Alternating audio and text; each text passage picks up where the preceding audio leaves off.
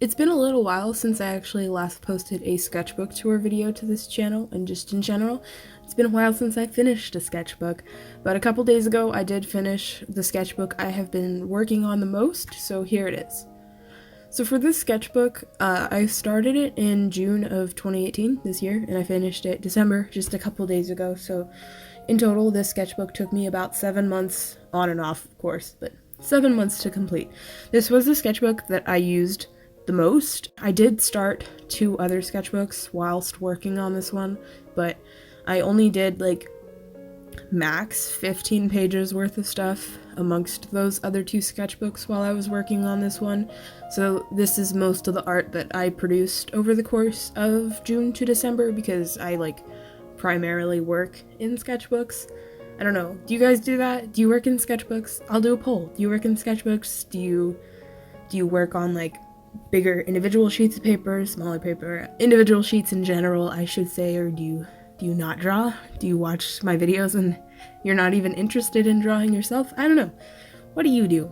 But for this sketchbook in particular, something I really wanted to focus on in this was I wanted to make the pages look very full. And by full, I just mean not a ton of white space. I wanted there to be a lot to look at with every single spread. I wanted there to be just a lot of stuff on every single page without leaving too much blank space, and honestly that was kind of my downfall, especially when it came to using my Copic markers. Copic markers as a whole are definitely one of my favorite mediums. They're very expensive, which is why in the past I haven't used them very often, because the markers themselves are expensive, and then you have to order refills, and at that point, if you have a bunch of markers, ordering refills, while it's way cheaper than ordering replacement markers, it still adds up. Alcohol markers as a whole are a very expensive medium to work with, unless you're using a really cheap alternative, which they do exist, but honestly the only alcohol-based markers I've ever used are Copic markers, and I love my Copic markers. But specifically with this sketchbook, I didn't actually use them a whole lot, and the reason behind that was because this is a Canson XL mixed media sketchbook. It's not marker paper, and as with honestly almost every single kind of paper you use alcohol-based markers on, they do bleed to the other side of the page. They don't bleed through all the time, but they bleed to the back of the page, which is to be expected from alcohol markers to begin with, so that's not really a surprise.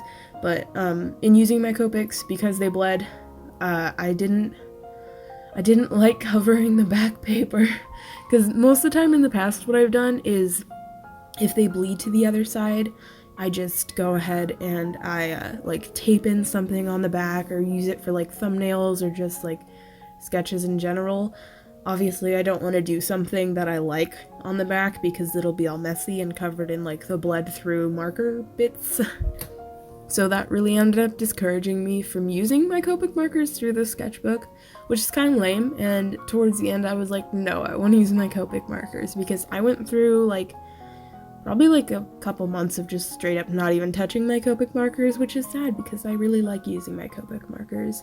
But something I also did in the sketchbook was anywhere where there were strips of white space, I just covered it with washi tape, because I have so many rolls of washi tape. I have so much washi tape, and this is a really great use for it, because the only other time I use washi tape is when I'm hand making cards, and in the grand scheme of things, I don't use a whole lot of washi tape with that, so this is great.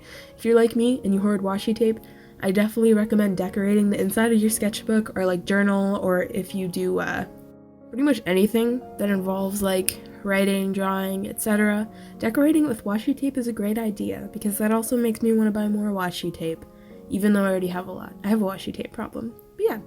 So the main medium I did end up going ahead and using in the sketchbook was kind of a mixture of watercolor, and I also use a lot of the zebra mild liners in this sketchbook.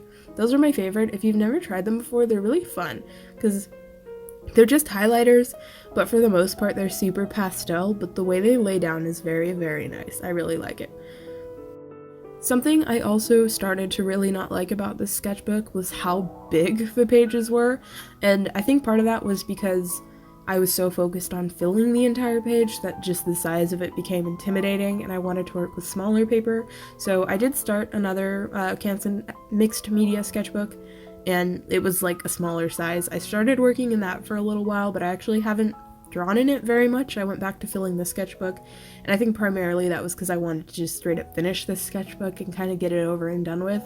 Initially my goal was to complete it in November. That would give me 6 months to do the sketchbook, but I had phases throughout this sketchbook for quite some time where I just didn't draw for like several days to like a week at a time, which is kind of normal for me.